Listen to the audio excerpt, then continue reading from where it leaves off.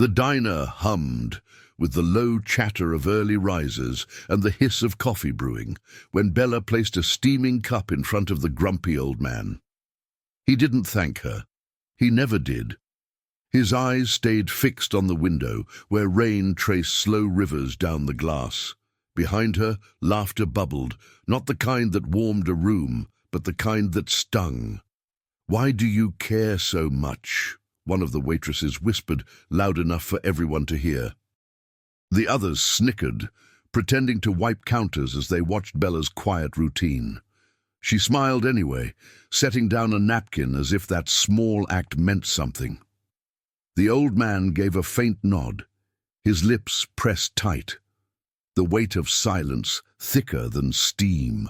She turned away, cheeks flushed but heart steady. "If you've ever done something kind and been laughed at for it, you'll understand, Bella." She didn't help for praise or approval. She helped because it made her feel human again, something her overdue bills and sleepless nights often stole from her. Before we go further, take a second. Would you have done the same? Tell me in the comments. And if you believe kindness still matters, subscribe. This story is for you. Bella's kindness wasn't calculated. It was instinct. Maybe because she knew what it was like to be invisible. Each day, she served strangers who looked right through her, faces buried in phones, hearts somewhere else. But when she served him, that silent, stone-faced old man, it felt different. As if in his quiet presence, she could hear her own thoughts again. He came every morning at 7:15, always to the same booth by the window. One black coffee, no sugar. He'd sit there until 7:45, staring out, sometimes folding a newspaper he never read. Bella wondered what he was seeing, memories, ghosts, or just the reflection of time slipping by. Still, she never asked. She just poured, smiled, and let him be. Her co-workers never missed a chance to mock the ritual. "Your boyfriend's back," they'd tease when the doorbell chimed. Bella only smiled, hiding the sting behind her apron. She didn't expect them to understand how a simple cup of coffee could feel like a prayer. To her, it wasn't about him being nice. It was about her not giving up on being kind. Sometimes, when the old man lifted his gaze, Bella caught a flicker of something, a tremor in his hands, a glint of moisture in his eyes. But before she could say anything, he'd turn away, retreating into his silence like a turtle into its shell. She'd clear his plate and wonder what his story was, what had made his world so small. Outside, autumn leaves swirled through the empty parking lot, and life went on without noticing either of them. Bella clocked out each day with aching feet and a heavier heart, but something about that booth, about him, lingered. Maybe she saw her father in the lines on his face, or maybe she just needed to believe people could still be reached. Then, one morning, he didn't come. The doorbell stayed silent, the booth empty. Bella waited, refilled the sugar jar, checked the time again. Nothing. For the first time, the diner felt colder.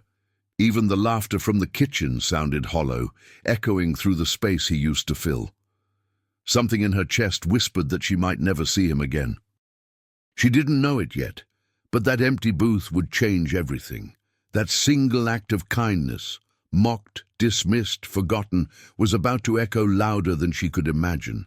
Because sometimes the people we touch in silence are the ones who leave us the loudest legacies. Before we continue, if you've ever lost someone without a proper goodbye, hit that like button, subscribe, and share your story in the comments. Sometimes telling it out loud is how we heal. Now, let's go back to Bella and the morning she realized the booth was still empty. 3 days had passed since the old man last came in. The same booth waited for him, the same napkin folded neatly on the counter. Bella wiped it over and over, chasing invisible crumbs, pretending he might walk through the door any minute. But the clock kept ticking, cruel and certain, while the coffee pot hissed in the background. The laughter from the kitchen, no longer reached her. She moved slower now, glancing at the window every few minutes. The morning light looked grayer somehow, as if even the sun had grown tired of hope. "Guess your boyfriend dumped you," one of the waitresses joked. Bella forced a laugh that never reached her eyes. After her shift, she sat in the parking lot, hands gripping the steering wheel, staring at nothing. Her phone buzzed with reminders. Rent due, electricity bill overdue. Yet all she could think of was an old man who never spoke, but somehow left a hole. Too big for silence to fill, the kind of emptiness that follows you home. That night, she poured herself a cheap cup of instant coffee, trying to mimic the smell of the diner's brew. It wasn't the same. The cup trembled slightly in her hands as she wondered if anyone ever noticed her the way she noticed him. Maybe kindness was a one-way road, beautiful but lonely. At work the next morning, the air felt heavier. Luis, the quiet cook, noticed her staring at the booth again. "You miss him," he said softly. Bella nodded. "I think he just needed someone to see him," she whispered. Luis smiled sadly. "Maybe you were that someone." The words lingered with her all day. She began to see the old man everywhere, in the shuffle of another customer's shoes, in the hum of the coffee machine, in the way lonely people sat and stared into nothing. The diner felt haunted, not by ghosts, but by memory. One evening, after closing, Bella found herself cleaning his table again. It was spotless already, yet she couldn't stop. She leaned against the booth, whispering, "Where did you go?" as if the walls might answer. But only the hum of the refrigerator replied, steady and indifferent. On her way out, she passed the window where their reflections once met, hers tired, his unreadable. For the first time, she saw herself alone in that reflection. No outline beside her, no trace of warmth, just her and the endless night pressing against the glass. And somewhere deep down, a quiet fear began to grow. What if no one ever remembered her either? What if one day she too would vanish, leaving behind only an empty booth and the ghost of someone who once cared too much? The kitchen radio buzzed with static as Bella refilled coffee pots, her mind far from the diner. The sound of laughter stung sharper these days. Every whispered joke about her missing boyfriend felt like a small paper cut across her patience. She didn't fight back, just smiled, the kind of smile people wear when they've already cried enough. At home, the apartment greeted her with silence and the faint drip of a leaky faucet. Bills littered the counter like dead leaves, colourful and cruel. The overdue notices looked almost proud in their urgency. Bella sighed, stacking them neatly, as if order could replace hope. Her reflection in the window looked tired, older than her years. Her phone buzzed again. Mom. Bella hesitated, then answered. "Sweetheart, are you eating?" Her mother's voice asked, fragile with worry. Bella lied softly. "Yeah, Mom, I'm fine." She wasn't. She wanted to tell her about the old man, about how his absence felt like the world forgot its manners, but she didn't want to sound foolish. The next morning, the jokes returned like clockwork. "Still waiting for your secret admirer?" one of the girls teased. Another mimicked the old man's silence, crossing her arms dramatically. Bella forced a small laugh and walked away, her hands trembling as she grabbed the coffee pot. Luis, the quiet cook, shot the girls a look that shut them up. When the rush slowed, Luis handed Bella a cup of coffee. "You know," he said, wiping his hands, "people laugh at what they don't understand." She met his eyes, calm, kind, unjudging. "Maybe," she said, "but it still hurts." He nodded. "Yeah, it always does." And for a moment, the diner felt less cruel. Later that night, Bella counted coins on her kitchen table, tips that barely made a dent in her rent.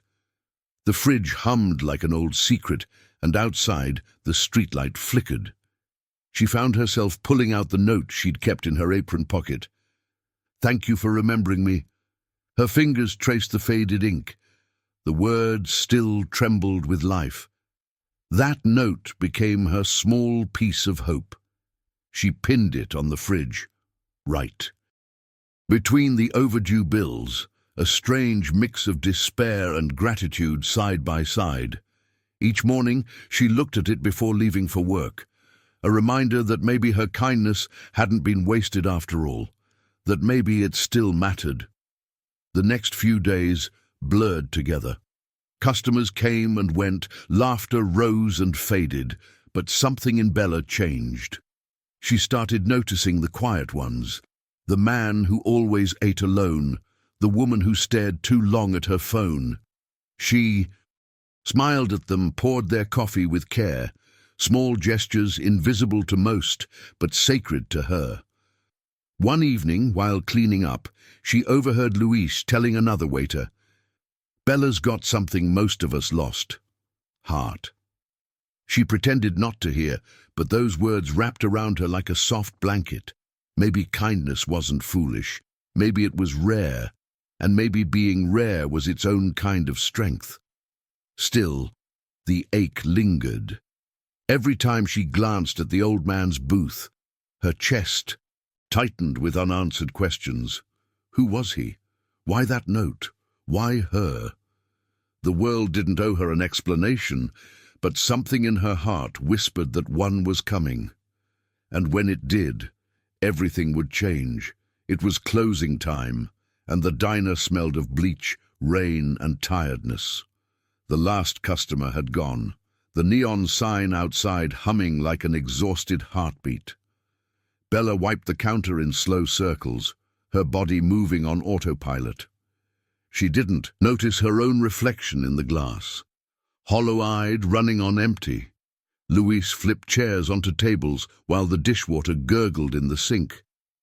"You should head home," he said softly. "I'll lock up." Bella shook her head. "Just a minute." Her gaze drifted toward the old man's booth. It was spotless, like a shrine no one had the courage to touch. She grabbed a rag and walked over. The light above the booth flickered, casting long shadows across the table. She wiped slowly, tracing the grain of the wood, as if it could tell her where he'd gone. Something about the silence felt heavier than usual, pressing down on her chest. Then her rag caught on something, a corner of paper tucked beneath the sugar dispenser. She froze. Gently, she pulled it free, a folded note, smudged with coffee stains and time. Her pulse quickened as she unfolded it. The handwriting was shaky, each letter uneven, trembling. The words were simple, yet they reached inside her. Like a whisper, "Thank you for remembering me." Her breath caught. The diner faded around her, the hum of the refrigerator, the buzz of the neon sign, all of it vanished under the weight of those 6 words. Tears blurred the ink, and she pressed the note against her chest, as if afraid it might disappear. It was the first time she realized how seen he must have felt. Bella sank into the booth, the one he had claimed as his own. She imagined him, sitting there quiet, invisible to everyone else except her. The thought hurt and warmed her at the same time. "You're welcome," she whispered into the empty air. The words trembled, but didn't break. Luis noticed her sitting there and approached quietly. "You okay?" he asked. Bella nodded, though her voice cracked when she said, "He left this." Luis took the note gently, reading it with care. His brow furrowed, then softened. "That's beautiful," he said. "Most people never get thanked for being kind." She smiled faintly, wiping her eyes. "I didn't do much," she murmured. Luis shook his head. "Maybe not to you, but to him, you might have been the last person who cared." His words lingered, gentle and true, filling the space like the scent of old coffee and memory. As Bella walked out that night, she tucked the note into her jacket pocket. The rain had stopped, but puddles still shimmered under the streetlights. She looked back at the diner one last time, its windows glowing like tired eyes that refused to sleep. Inside, the booth waited, quietly eternal. She didn't know it yet, but that fragile piece of paper was the beginning of a much bigger story. It would lead her to the truth about who he was, what he'd lost, and why he'd chosen her. The night swallowed her silhouette as she walked home, clutching the note, a small mercy against the vast unknown. The sky broke open that morning like it had been waiting to cry. Heavy rain drummed against the diner windows, thunder rolling low and restless. Bella worked in silence, sleeves damp, eyes distant.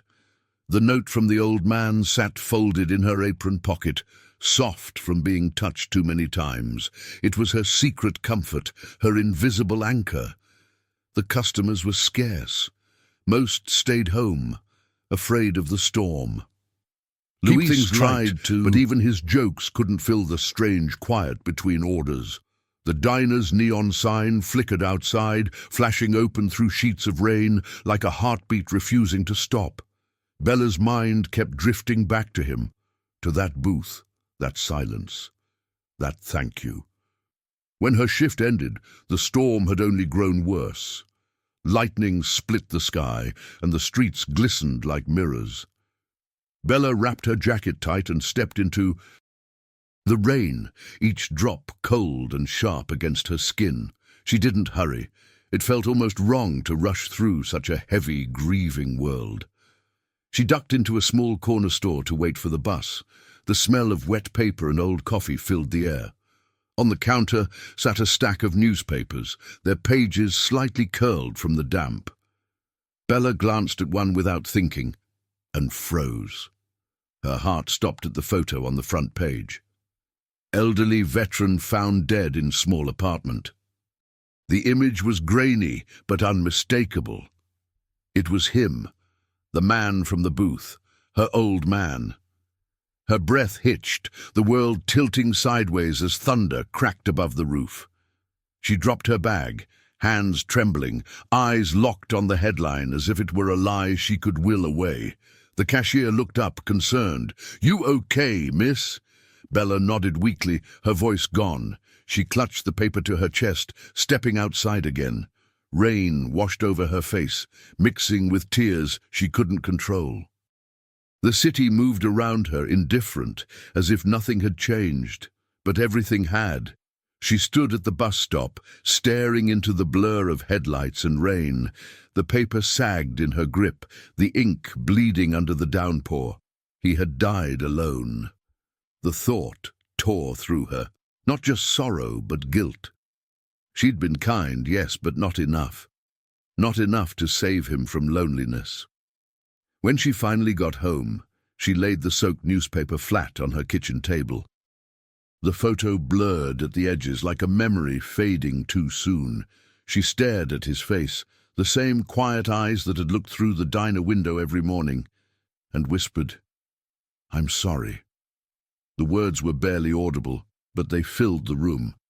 The note still sat pinned to her fridge, the ink fragile but unbroken. Bella touched it gently, tracing each word with her fingertip.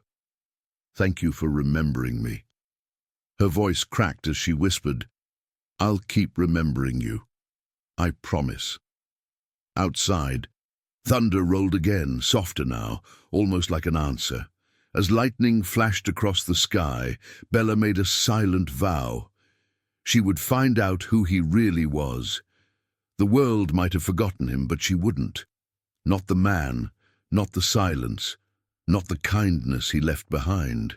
What she didn't know was that her promise had already been heard.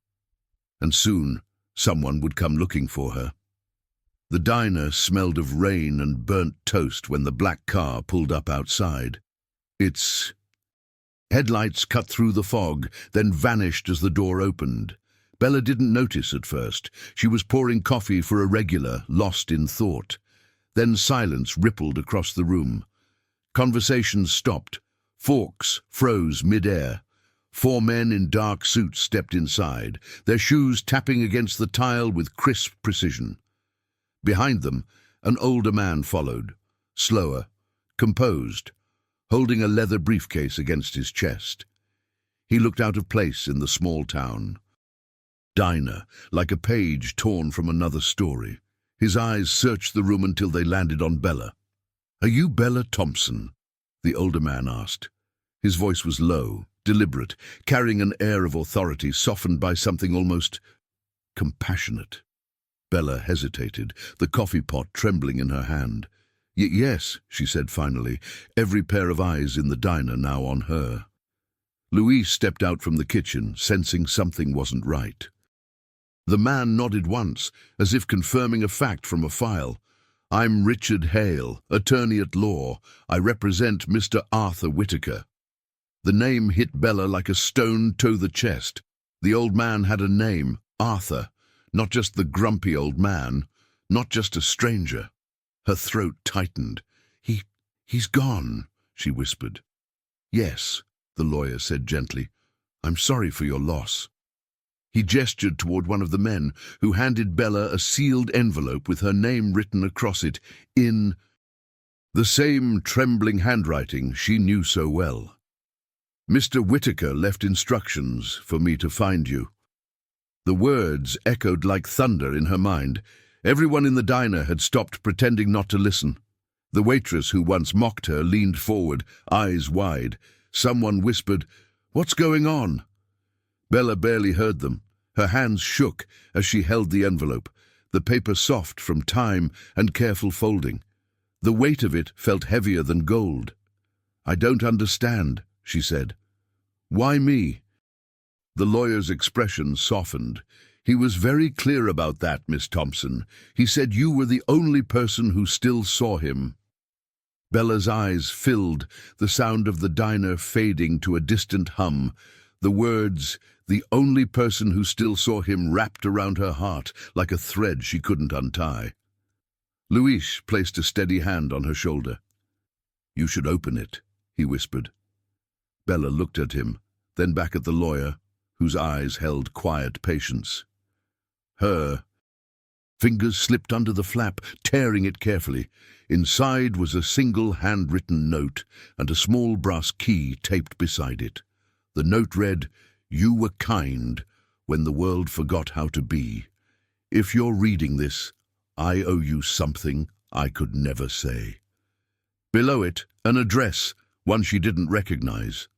Her tears fell silently, landing on the ink like rain returning home. Luis took the note gently from her hands, reading in silence before nodding toward the lawyer. "I'd like to show you something," the lawyer said softly, "if you're willing, Miss Thompson." Bella glanced at the booth where Arthur once sat, his coffee cup now cold and forgotten. Her heart pounded with fear and awe. She nodded slowly. "Yes," she said, "I want to know who he really was." And for the first time, she wasn't serving a story. She was stepping into one. The next morning, the world looked washed clean after the storm. Puddles reflected the pale sky, and the air smelled like new beginnings that didn't quite know how to start. Bella stood outside the lawyer's office, clutching her jacket and the note from Arthur. The brass key felt cold in her palm, heavier than it should. Inside, the office was quiet, lined with shelves of old books and photographs. Richard Hale greeted her with the same calm kindness from the day before. "I'm glad you came," he said, motioning for her to sit. On his desk lay a single envelope, sealed with wax. The words "Last Will and Testament of Arthur Whitaker" shimmered faintly under the morning light. Bella sat down, her hands folded tightly in her lap. The ticking of a clock on the wall filled the silence, steady and patient. "Mr. Whitaker left very specific instructions," Hale began. "He wanted you to have this." He slid the envelope across the desk. Bella hesitated, her breath shallow. She had never been given anything that came with such gravity. She opened it carefully.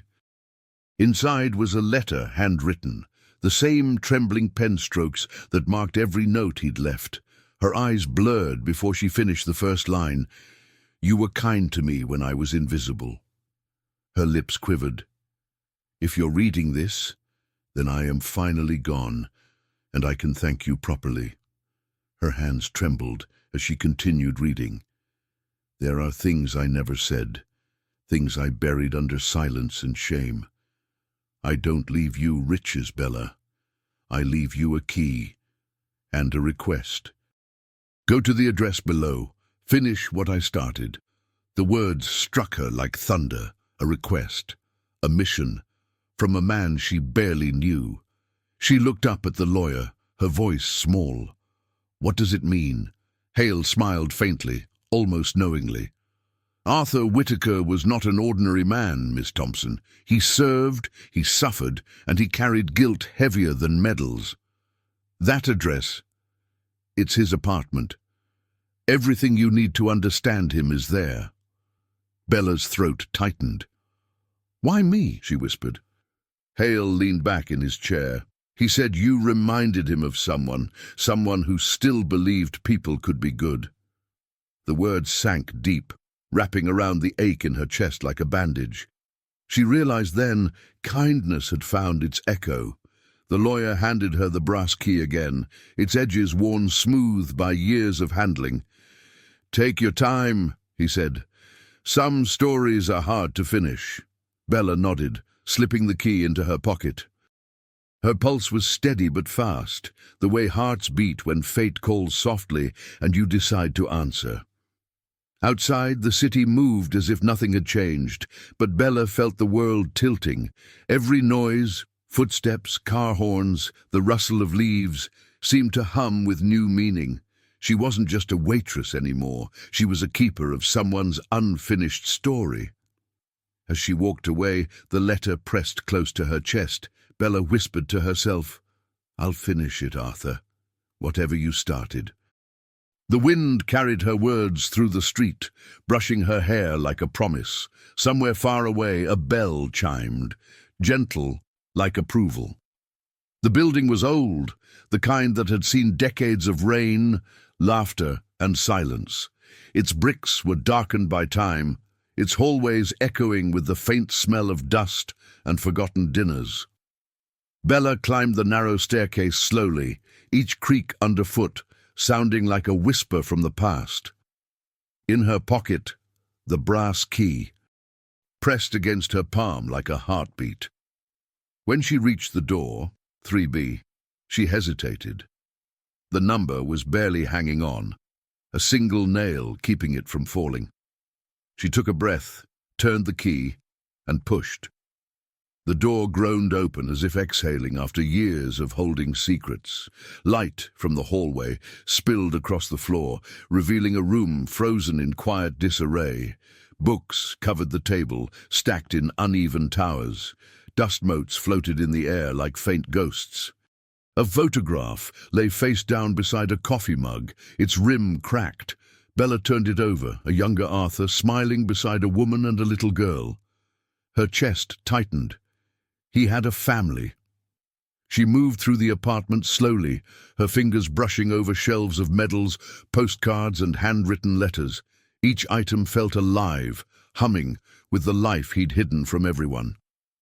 On the wall, a faded military uniform hung beside a folded American flag. It wasn't pride she saw there. It was apology.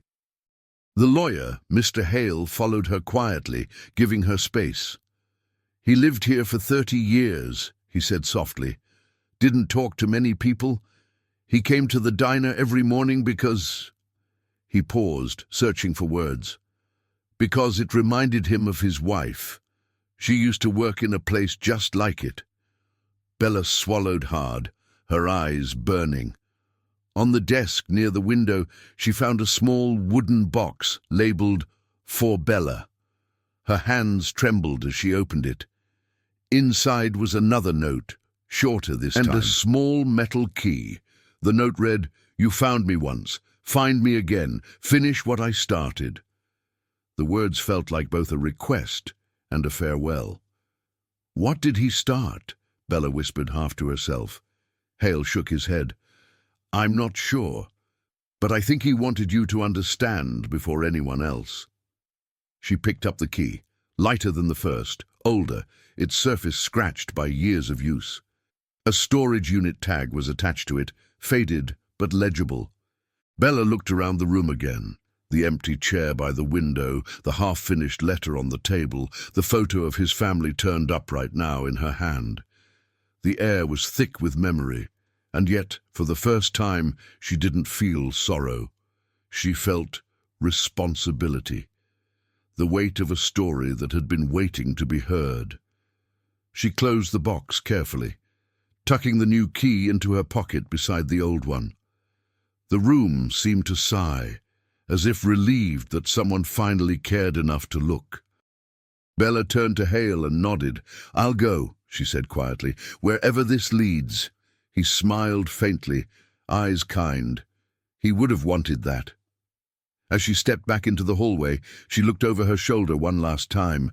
The apartment stood still, peaceful but unfinished. "Thank you," she whispered, not sure if she was speaking to Arthur or to the echo of his kindness. Then she closed the door gently behind her, carrying both keys, and a heart no longer empty. The morning air was crisp, the kind that bites gently at your skin and wakes every quiet thought inside you. Bella stood before a row of old storage units on the edge of town, their metal doors streaked with rust and memory.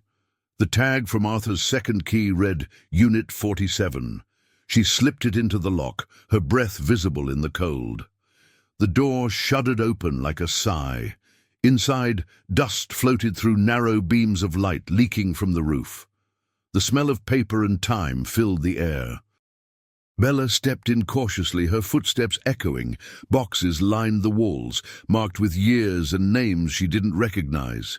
1979, 1982, 1993. She could feel the weight of decades pressing in from every direction. She opened the first box and letters spilled out, hundreds of them, written in the same careful hand, some addressed to families, others to names followed by military ranks. Each one began the same, to the family of a fallen friend. Her hands trembled as she read the first few lines, realizing what Arthur had done. He had spent years writing to the families of soldiers who never made it home, men he'd served with, brothers he'd lost. He didn't write as a hero, but as a witness. Every letter was a fragment of his soul, an apology wrapped in remembrance. Bella's tears fell softly onto the paper, blurring ink that had already known sorrow. At the back of the unit stood an old trunk. She knelt before it and opened it carefully. Inside were journals, sketches, and faded photographs. One notebook lay open on top, the ink faded but legible. "There's one letter I never sent, to my daughter." Bella froze. Her fingers brushed the page like a wound. She read further, each line heavier than the last. "She stopped speaking to me after her mother died. I tried to write, but words never felt enough. So I wrote to everyone else instead. Every lost son, every grieving mother. Maybe, by helping them, I was trying to reach her." Bella's vision blurred.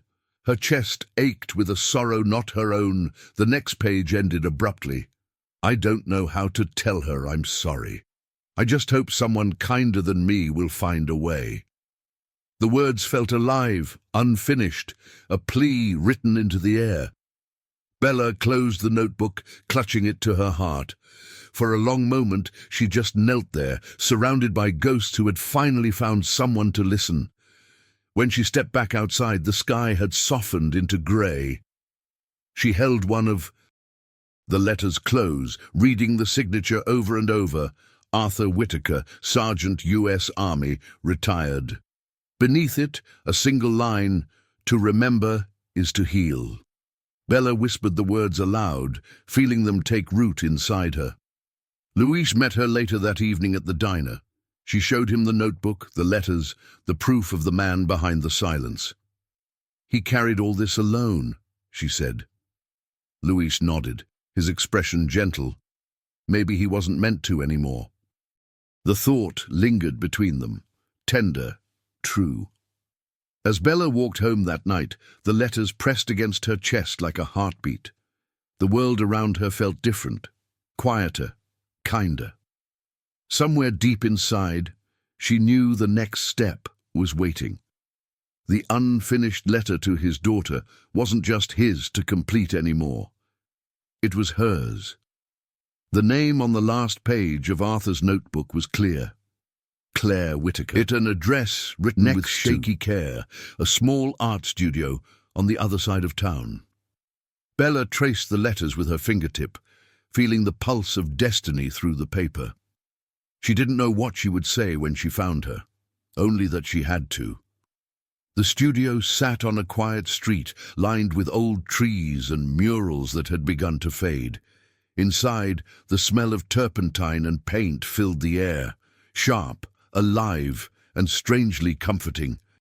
Canvases leaned against every wall, filled with colours both angry and soft.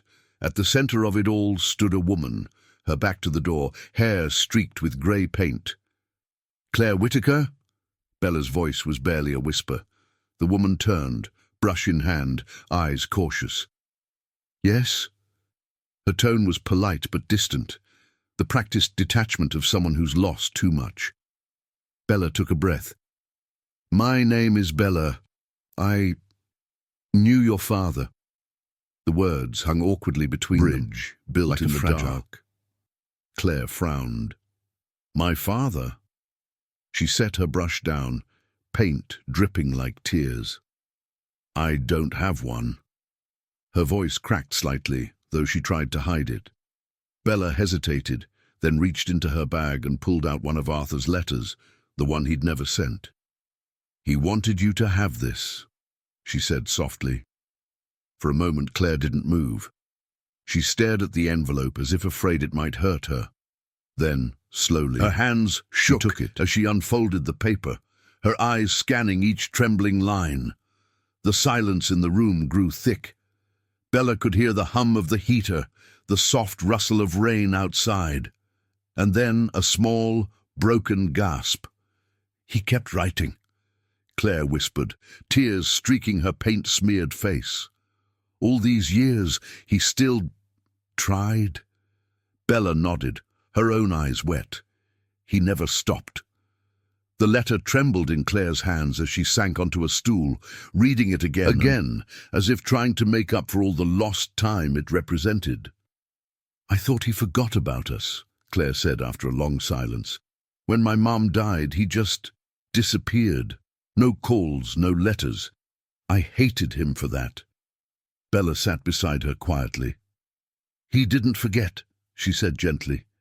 "He just didn't know how to come back. So he wrote to strangers instead, trying to make peace with what he couldn't fix." Claire let out a shaky laugh, half sorrow, half relief. "That sounds running like toward pain if it wasn't his own." Her gaze softened as she looked at Bella. "Why are you doing this? You didn't even know him." Bella smiled faintly. "Because he didn't deserve to be forgotten. And neither do you."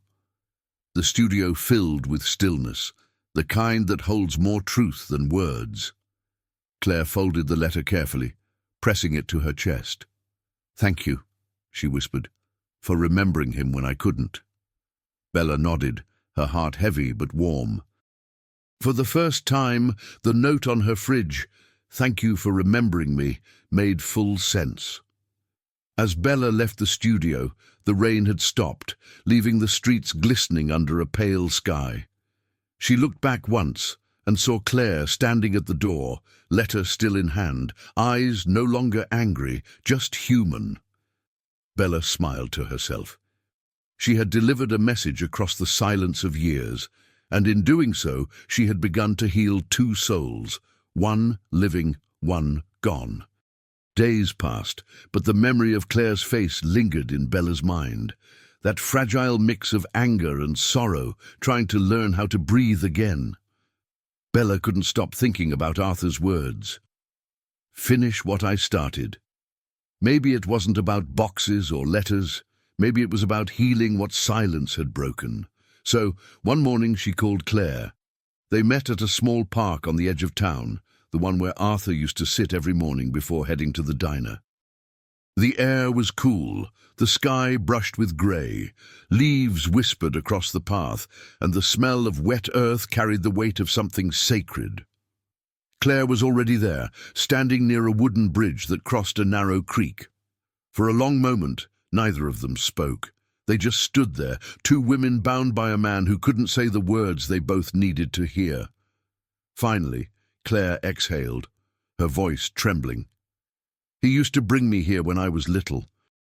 We'd feed the ducks and sit for hours. I hated this place after he left. I thought it was a lie." Bella stepped closer, her shoes crunching against gravel. "He came back," she said softly.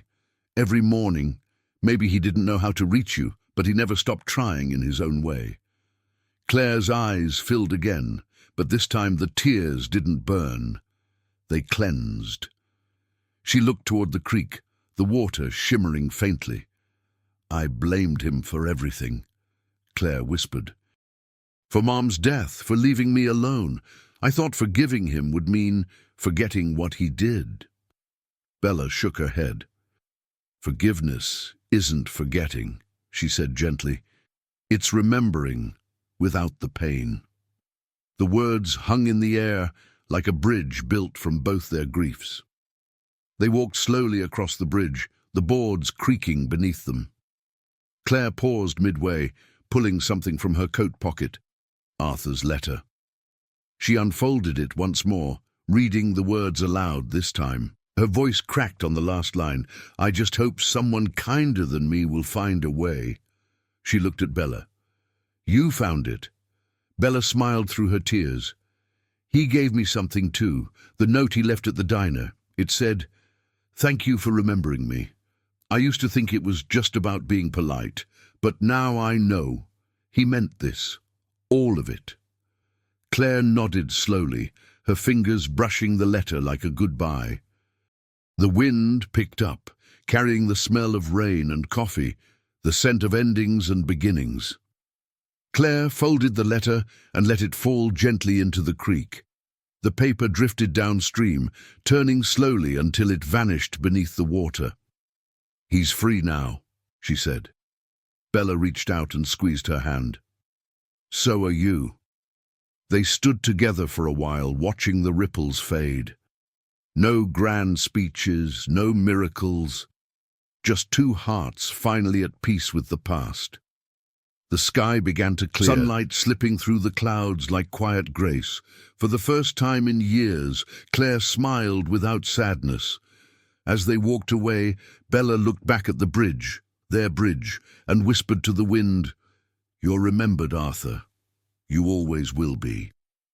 And though the world kept moving, something in the air felt lighter, as if forgiveness itself had taken a deep breath and finally let go. A week later, Bella received a letter from Richard Hale, the lawyer. The handwriting was neat, formal, but the words carried warmth. "Please come to my office. There's something Mr. Whitaker wished you to see." Her heart fluttered with curiosity and quiet dread. She thought she had already seen everything Arthur left behind. She was wrong.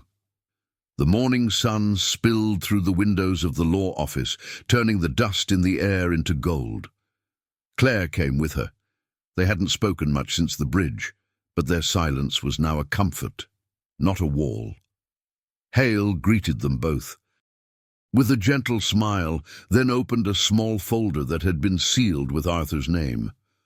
"Mr. Whitaker prepared this before he passed," Hale said, adjusting his glasses. "He wanted it to be read only when both of you were ready." Bella's pulse quickened. He unfolded a document and began to read, his voice steady and reverent. "To Bella, Thompson, and my daughter Claire Whitaker, two people who reminded me that kindness is never wasted." Bella's breath caught, and Claire's eyes widened. Hale continued, "I leave a small trust fund in Bella's name, to be used as she sees fit, but with one request, that she use part of it to start something that helps others remember what kindness looks like. Let it be simple. Let it be human." The words hung in the room like sunlight through old glass. Claire reached for Bella's hand, squeezing gently. "He left something for me too. she asked softly. Hale nodded. Yes, he wanted you to manage a small scholarship fund for families of veterans in honor of your mother. Claire covered her mouth, tears pooling. He remembered her, she whispered. He never stopped. Bella stared at the document, overwhelmed. The amount wasn't enormous, enough to clear her debts, pay off her bills and start again. But the meaning behind it was priceless. He didn't leave me money, she said slowly. He left me a reason. Hale smiled, closing the folder with care.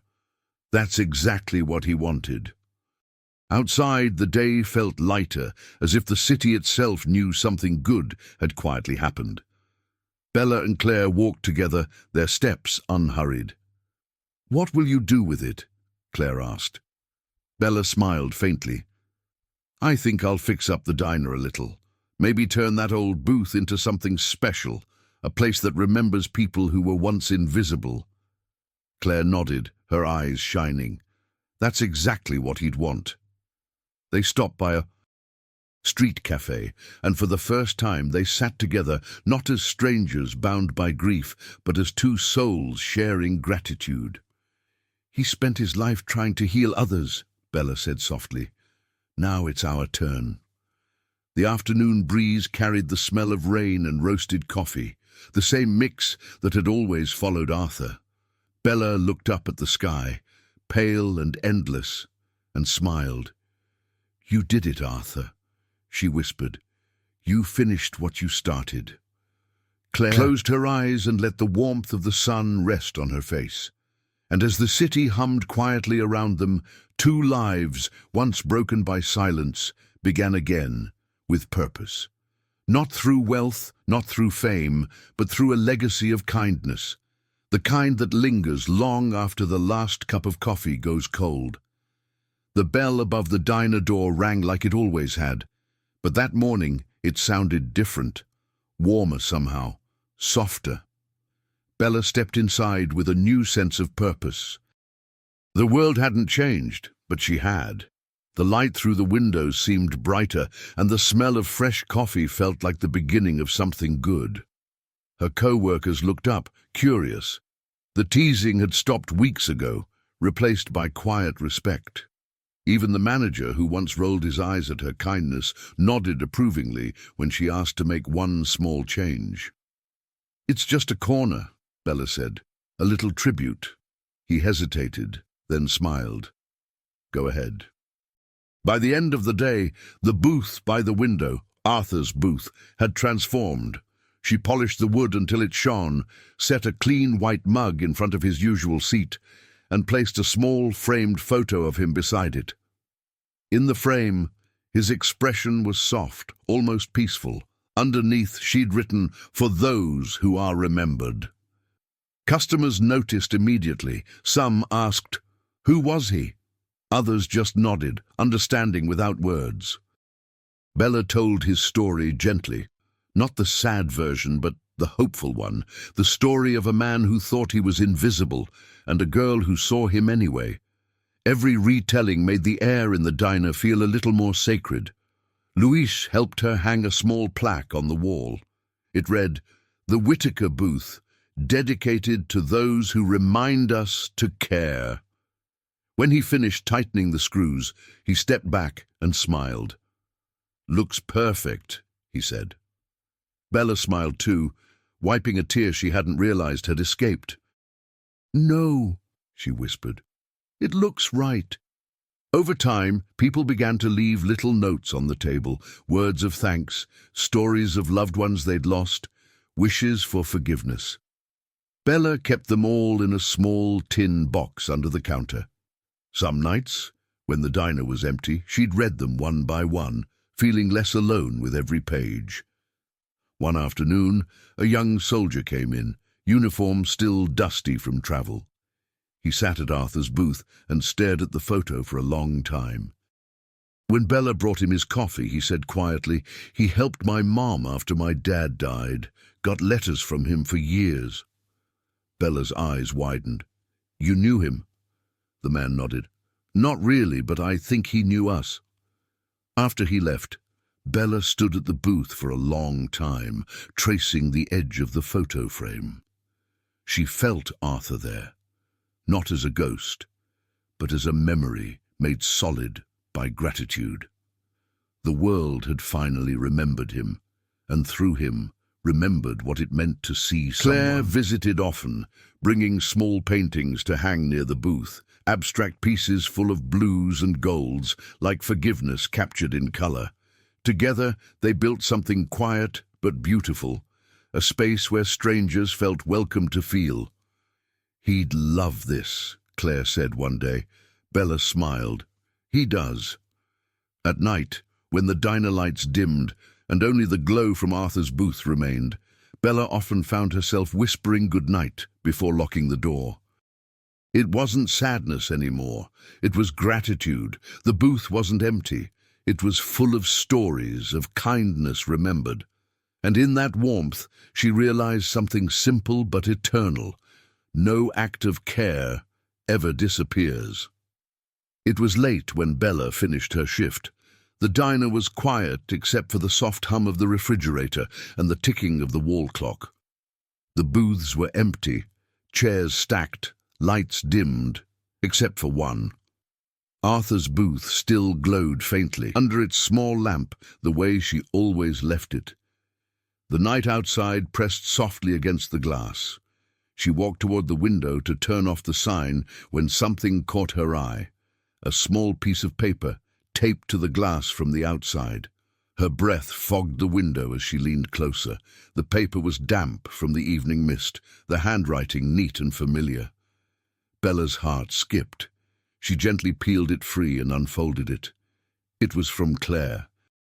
The words were short, simple, but heavy with meaning. "He'd be proud of you. Thank you for helping me forgive him." Bella pressed her lips together, her throat tightening. She read the note twice, then again, until the letters blurred. The diner around her faded. Only the warmth of those words remained. She turned toward Arthur's booth, the letter still in her hand. The coffee cup sat where it always did, a quiet symbol of a man who had once felt unseen. Bella placed Claire's note beside his photo, tucking it under the frame so it wouldn't fall. The two notes, one from the past, one from the present, now stood side by side. For a long time, she just stood there, hands resting on the edge of the booth, her reflection mixing with his photo in the glass. It felt like they were both there, Arthur, Claire and her, connected through simple, stubborn kindness, the kind that doesn't end when someone leaves, the kind that lingers in gestures and small mercies. Luis came out from the back, wiping his hands on a towel. "You heading home?" he asked softly. Bella nodded, smiling through quiet tears. "In a minute." He looked at the photo and the note, then at her. "You did good, Bella." She shook her head. "We did good." He nodded, understanding. When he left, the diner was hers again. Just her and the hum of the lights, the smell of coffee that never quite left the air. She sat down at Arthur's booth and watched the city outside, its reflection dancing in the window. People passed by, unaware of the small miracle written on that glass. Her eyes drifted to the note again, and she whispered, "Thank you, Claire." Then, softer still, "Thank you, Arthur." The words felt different now, not goodbye but continuation. A promise that what began in loneliness had become something infinite. The booth had become more than a seat. It was a story. The night deepened, the streetlights casting soft halos across the window. Bella stood and turned off the lamp above the counter, but left the one over Arthur's booth glowing. The little pool of light reflected onto the glass, making it look like a second sunrise waiting to happen. As she locked the door, she glanced one last time at the note on the window, its edges fluttering slightly in the draft. For a moment, she thought she saw Arthur's reflection there, faint and smiling. She didn't look away. "Good night," she whispered. The reflection shimmered, then faded, leaving only the light, warm, gentle, and alive. The morning sun spilled softly through the diner's windows, washing the room in pale gold. Steam rose from fresh coffee cups, curling like ghosts of yesterday's warmth. Bella wiped the counter slowly, her movements calm, deliberate. The world outside was just waking up, but inside, everything already felt awake. The Whittaker booth was now part of the diner's soul. People came not only for breakfast, but for the quiet comfort of knowing they were seen. Some left notes, others simply sat there in silence. Every face carried a story, and Bella listened to each one with the same gentle patience she once offered a lonely old man who never spoke. As she refilled the sugar jars, her eyes landed on the photo again. Arthur's faint smile beside Claire's note. She could still hear his silence, still feel the weight of the small kindness that had started it all. She smiled. "You kept your promise," she whispered. "And I kept mine." The coffee machine hissed in response, like a soft laugh from somewhere unseen. Luis arrived a little later, carrying 2 cups. "Thought you could use this," he said. They sat together in comfortable quiet, watching the sunlight move across the floor. "You ever think about what comes next?" he asked. Bella looked thoughtful. "No," she said softly. "I think this is what comes next. Remembering." Later, during a lull between customers, Bella leaned against the counter and gazed out the window. Life moved on. Cars, footsteps, small talk, but it all seemed slower now, more deliberate. She realized that kindness didn't need applause or recognition. It only needed to be done, quietly, sincerely, like breathing. The doorbell chimed, and a young woman stepped in. She looked nervous, holding a small bouquet of wildflowers. "Are you Bella?" she asked. Bella nodded. "My grandfather used to come here," the woman said. "Arthur Whittaker." Bella smiled, tears welling but calm. "Yes," she said. "I know." The girl placed the flowers at his booth. "He was right about you," she whispered. After she left, Bella stood by the flowers for a long time. Their scent filled the air, fresh, alive, a reminder that even endings can bloom. She looked at the camera, the corner of the diner, the one that streamed live for the restaurant's website, and spoke softly to whoever might be watching. "You know," she said, her voice steady, "people used to ask me why I cared so much, why I wasted time on someone who didn't talk, didn't smile, didn't seem to matter. But I've learned something." She paused, eyes glistening. "Caring isn't about being noticed. It's about noticing." She looked down at the coffee cup in front of Arthur's photo and smiled. "So if you're watching this, take a minute today to care for someone who doesn't expect it. Leave a kind word. Remember someone forgotten. That's how change starts." She exhaled softly, her words hanging like prayer in the warm air. The lights dimmed as the day ended. Bella locked the door, leaving the lamp above the Whittaker booth glowing, the same small light that once guided her out of loneliness. Outside, the sun dipped low, painting the diner windows in gold. And as she walked away, her voice lingered in memory, because caring is what keeps us human.